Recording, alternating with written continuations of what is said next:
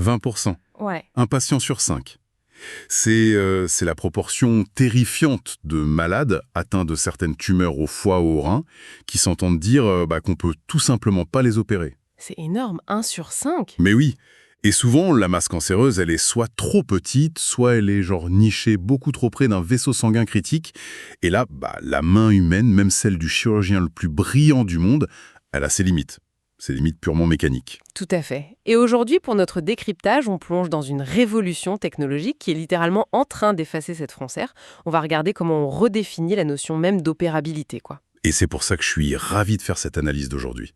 C'est pas tous les jours qu'on voit un tel basculement. Ah bah c'est un basculement fondamental, c'est clair, parce que historiquement, détruire une tumeur complexe, ça nécessitait quoi?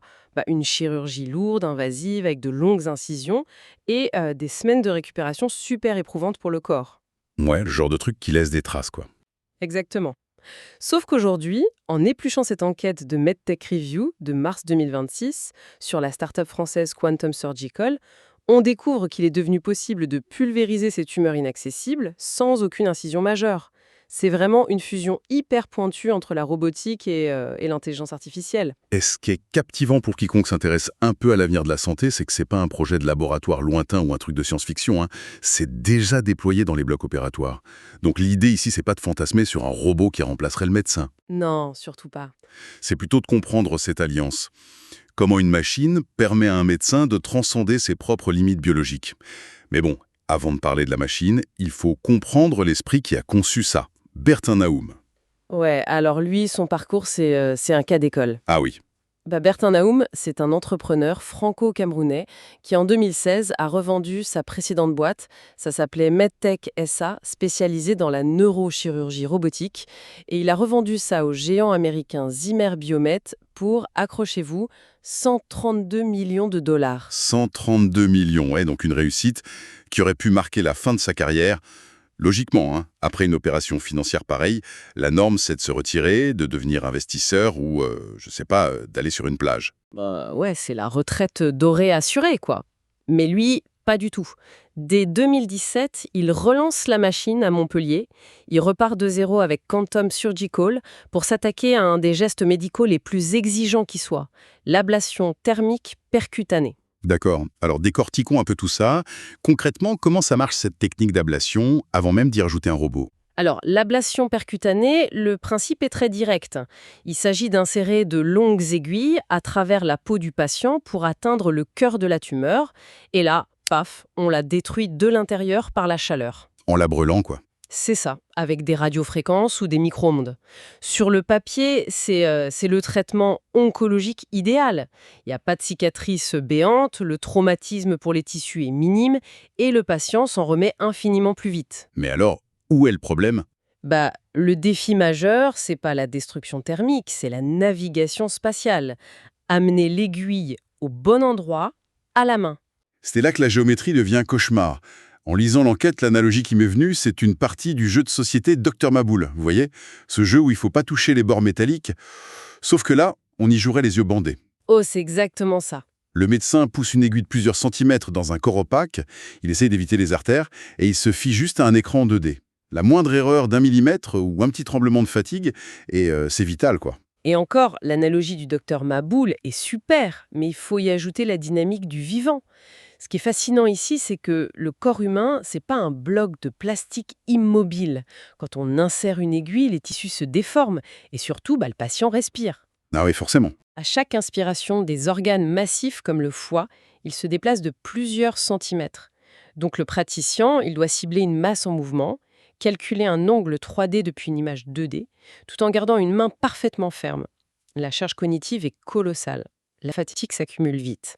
Donc on a un traitement génial, mais bridé par notre propre biologie.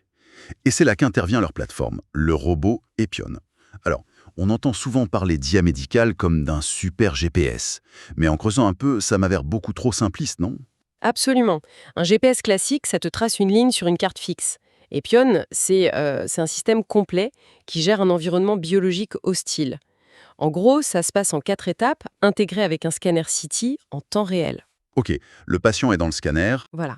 D'abord, l'algorithme avale les données d'imagerie et modélise l'anatomie en 3D. Ensuite, et c'est là que l'IA est spectaculaire, elle calcule des centaines de trajectoires.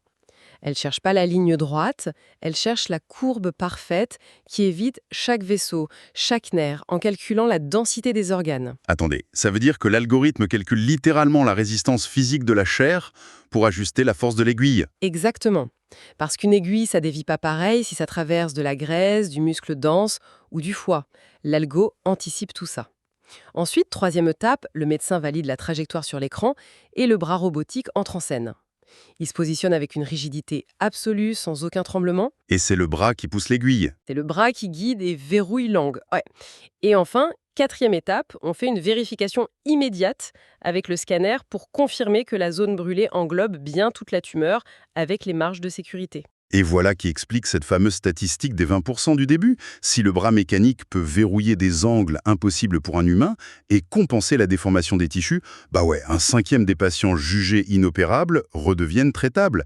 Sauver un patient sur 5 juste grâce à un bras articulé et une équation mathématique, c'est monumental. C'est un saut technologique vertigineux, je suis bien d'accord. Mais dans le milieu médical, on n'installe pas un robot juste parce que le code informatique est joli, hein. Non, ça c'est sûr. Il faut des preuves cliniques irréfutables. La communauté scientifique, elle est prudente et c'est normal. Et là, on observe une tactique assez brillante de la part de Quantum. Au lieu de faire des petites études dans leur coin, ils sont allés direct se frotter à l'élite mondiale.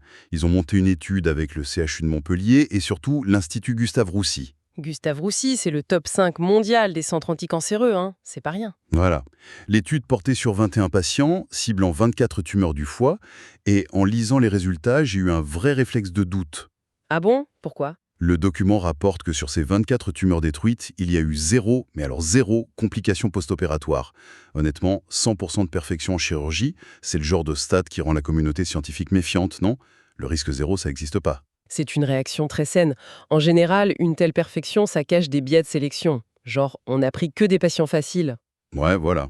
Mais ici, ce zéro complication, c'est lié à l'architecture même du robot. C'est pas de la chance, c'est une sécurité active. Si l'aiguille commence à dévier ou si le patient bouge d'un coup, le robot empêche physiquement l'outil d'aller dans une zone dangereuse.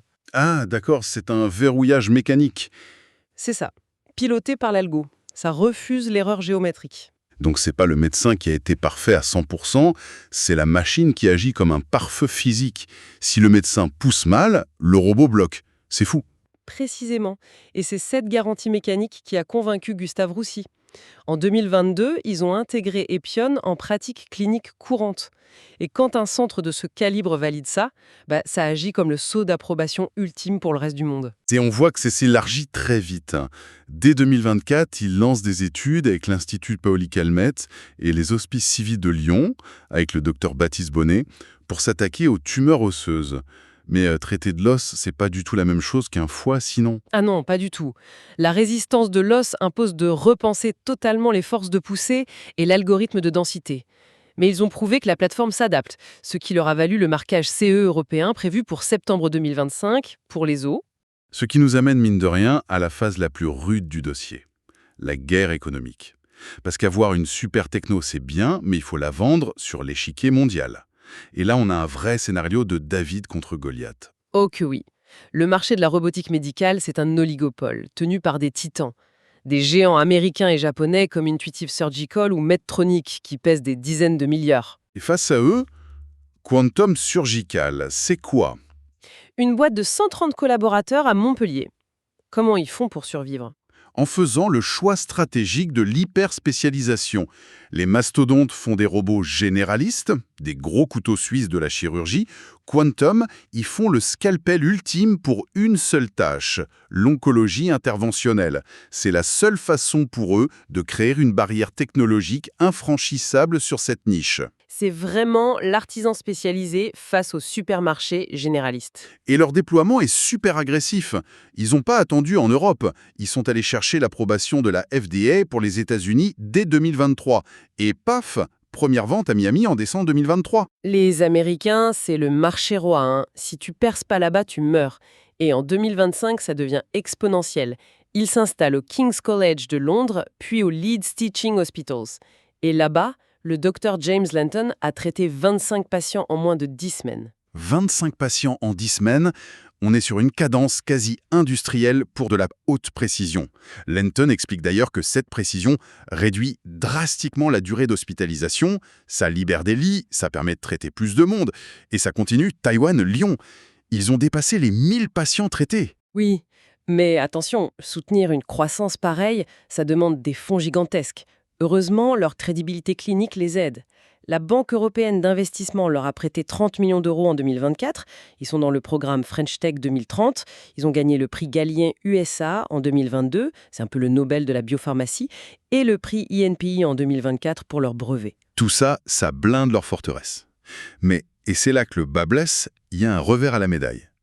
Le but, c'est pas de rester un jouet de luxe dans 5 hôpitaux d'élite. Le but, c'est de traiter 10 000 patients. Sauf que le robot, il coûte une fortune. C'est le grand défi de la medtech. L'innovation coûte cher. Le frein à l'adoption, il est économique.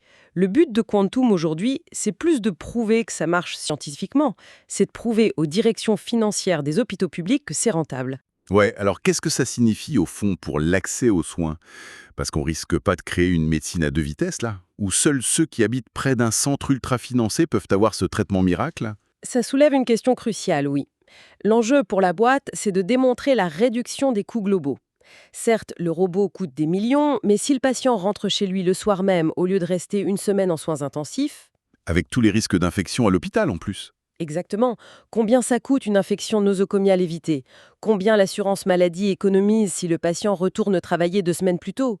C'est ces données médico-économiques sur les poumons ou les os qui vont obliger les systèmes de santé à rembourser l'acte systématiquement. C'est la seule façon de démocratiser la chose. C'est un équilibre hyper délicat entre ingénierie et économie de santé.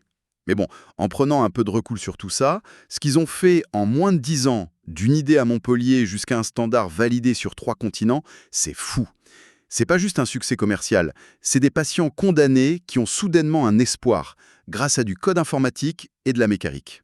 C'est la démonstration parfaite de l'évolution de la médecine. L'excellence, c'est plus juste la main du chirurgien ou son intuition. C'est la collaboration entre l'expérience humaine qui élabore la stratégie et l'infaillibilité de la machine qui exécute. L'humain orchestre, le robot garantit. Ce qui amène une vraie réflexion finale pour clore ce décryptage. Et c'est quelque chose qui mérite qu'on s'y attarde. À mesure que l'IA et la robotique cartographient le corps avec une précision parfaite et qu'ils standardisent les soins, quelle place il va rester pour l'intuition clinique humaine, au fond? C'est une très bonne question. Si la machine calcule la trajectoire infaillible et empêche physiquement l'erreur, est-ce que le médecin de demain, il ressemblera pas moins à un artisan qui façonne la chair et beaucoup plus à un pilote de ligne qui supervise un vol autonome hyper complexe derrière son écran? Je laisse tout le monde y réfléchir.